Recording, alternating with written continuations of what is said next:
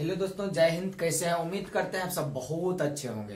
दोस्तों, जैसे कि आपको मैंने पिछले वीडियो में खास करके बताया था तंत्रिका कोशिका या फिर न्यूरॉन के प्रकार, टाइप्स ऑफ न्यूरॉन की चर्चा हो चुका था।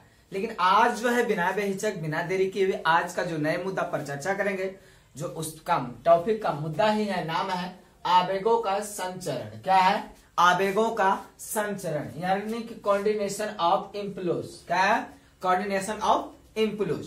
तो कोऑर्डिनेशन को जो देखना है, खास तौर पर इस चीज को ध्यान में रखा जाए कि जब तक आप न्यूरॉन की पूर्ण रूप से जानकारी नहीं रखते हैं तो आपको ये वीडियो आपको किसी भी हाल में समझ में नहीं आएगा। तो इसलिए आपको इस वीडियो को जानने से पहले, खास करके आवेगों का संचरण जानने से पहले, आपको चलना पड़ेगा थोड़ा पीछे। और पीछे जब तक नहीं चलेगा तब आपको देखना पड़ेगा न्यूरॉन का निर्माण और न्यूरॉन के प्रकार, तब जाकर के समझ में आएगा। सबसे पहली बात जो इसमें बताया गया, कहा कि जब शरीर के किसी भाग में, शरीर के कोई भी भाग हो, अंदर हो या बाहर हो, उसमें बाहरी या भीतरी कारणों से क्या होता है, कई सारे उसमें संचरण जैसी प्रक्रियाएं होने लगती है।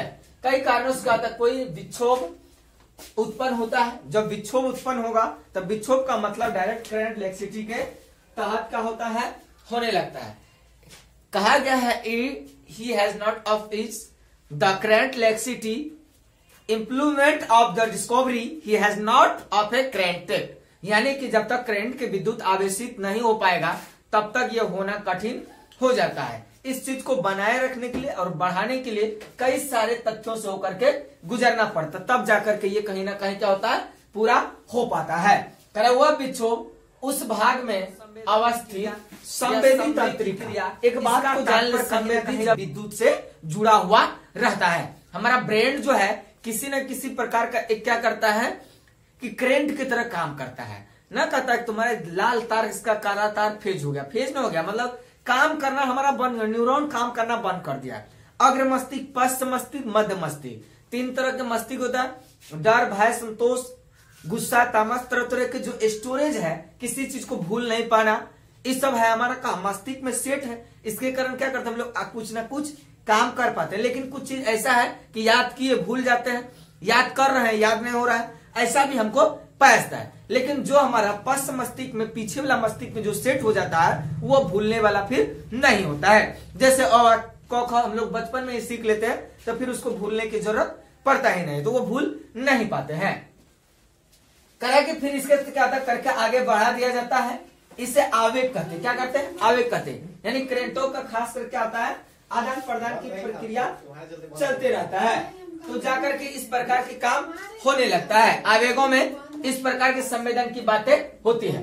अब देखिए, आवेग जो है, आवेग जो उत्पन्न करने वाले जितने भी कारक हैं, चाहे उस पर अग्र मस्तिष्क, पश्च मस्तिष्क या फिर मध्य मस्तिष्क, इसके साथ साथ कुछ करंट इलेक्ट्रिसिटी जो होते हैं, करंट इलेक्ट्रिसिटी में खास करके विद्युतीय आवेग जो होते हैं उस पर कई तरह की बातें शामिल होती है। जो शामिल करने वाले कारक हो गए, इसको उद्दीपन कहते हैं। हमने आपको पिछला वीडियो में भी उद्दीपन का बताया था परिभाषा, और उद्दीपन का कुछ प्रकार के विषय में भी बताए थे।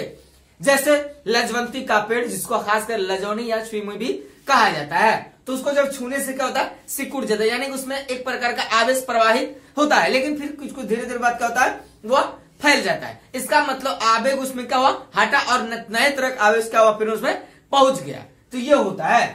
कारण आवेग तंत्रिका कोशिकाओं में उसी प्रकार आगे बढ़ता है जिस प्रकार विद्युत के तार का प्रवाह होता है। एक जगह से दूसरी जगह बिजली पहुंचाना है, इसके लिए हम लोग क्या करते हैं, वायर का प्रयोग करते हैं, यानी कि तार का प्रयोग करते हैं। सबसे अच्छा सुचालक माना जाता है तो तांबा का तार, लेकिन तांबा महंगा है, और उससे भी सुचालक अच्छा देखा जाए और खूब खतरनाक तो सोना का।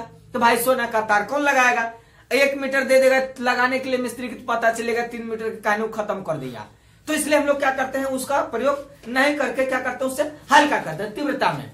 उसके जगह तांबा, पीतल, एल्युमिनियम, स्टील का भी तार प्रयोग हो सकता है, लेकिन स्टील बनाता नहीं है, तो एल्युमिनियम का ज्यादा हम लोग प्रयोग करते हैं। एल्युमिनियम में रहता आवेश ज्यादा रहता है, लेकिन टिकाऊ कम होता है। ना देखते कम दाम वाला पंखा बना दिया, देखने में खूब बड़ा, लेकिन हवा खूब है, लेकिन उसका वैल्यू नहीं है, कम दाम में। तो इसमें क्या, कहीं ना कहीं इस प्रकार काम संभावित रहता है।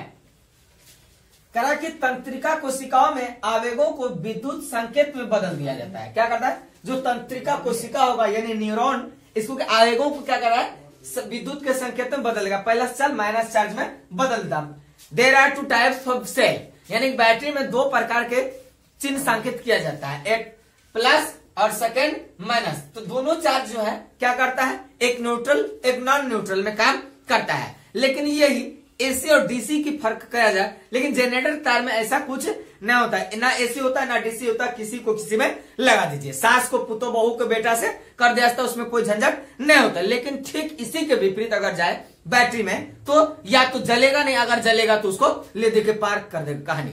तो ये होती है झंझट किसमें, बैटरी में, चार्जिंग में।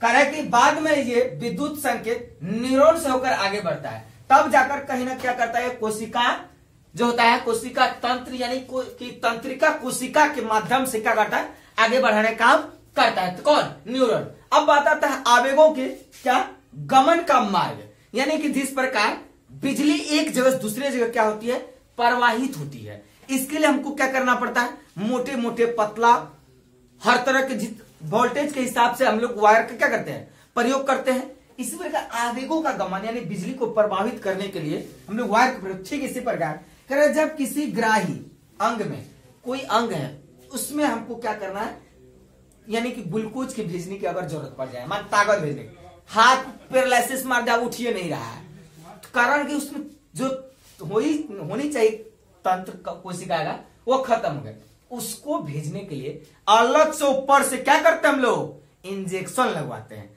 इंजेक्शन लगाने वो अंग को क्या करता है, सुचारू कर देता है, और जो शरीर में बना हुआ है ग्लूकोज उसको धो के खखोर लेता है, तब जाकर के काम होने लगता है। आवेग उत्पन्न होते हैं तो संवेदित तंत्रिका कोशिका उसे क्या करती है, ग्रहण करके विद्युत संकेत में बदल देता है। जब विद्युत संकेत में बदला गया तो कहीं ना कहीं कह सकता है कि रे ससुरा अब तू आगे बढ़ने से हमको क्यों रोक सकता है। एनॉक्स जो होता है, एनॉक्स कहीं ना कहीं क्या करता है, पूर्ण रूप से मेरु रज्जु पर जाकर के स्थित हो जाता है। तो मेरु रज्जु भी अपने आप में इंपोर्टेंट अंग है, वो काम करने लगता है। तो वही कारण कि संवेदित जो तंत्रिका होता है एनॉक्स से होते हुए क्या करता है, मेरु रज्जु या मस्तिष्क में पहुंच जाता है, यानी हमारा खोपड़ी में आकर के सेट हो जाता है। देखिए सबसे अगर कठोर अंग कहा जाए तो पूरे शरीर के अंतर्गत मस्तिष्क होता है, लेकिन अगर मस्तिष्क में थोड़ा सा चोट लगता है तो हल्का सा छिलाएगा, उससे थोड़ा हल्का और गहरा, लेकिन हड़हड़ा के लेके आके कोई एकदम पत्थर मार दिया तो पूरा धड़धड़ा के क्या हो जाएगा, नहीं छितरा के मर जाएगा। यानी कि दिमाग से कोई छिड़खानी नहीं होनी चाहिए। तो हमारे सोचने की क्षमता, अगर किसी का ब्रेन खोल के ऑपरेशन करता है किसी कारणवश, तो डॉक्टर पहले कह देता है कि देखिए भाई हम ऑपरेशन कर रहे हैं, काम किया तो आपका, नहीं किया तो आपका, क्योंकि वो जानते हैं एक बार खुल गया कुछ ना कुछ गड़बड़ हो ही सकता है, काम करेगा या नहीं करेगा। इसलिए जल्दी से ब्रेन का ऑपरेशन डॉक्टर नहीं करते हैं, क्योंकि वो जानते हैं कि कहीं इसका जो ह्यूमन नर्वस सिस्टम है अगर ये कहीं गड़बड़ हो गया तो लेना के देने पड़ जाएगा। इसलिए ऐसा होता है कि उसको क्या करता है, मेरु रज्जु को जहां है भाई वैसा ही रहने दीजिए, मर जाए कहानी खत्म। जय हिंद जय भारत।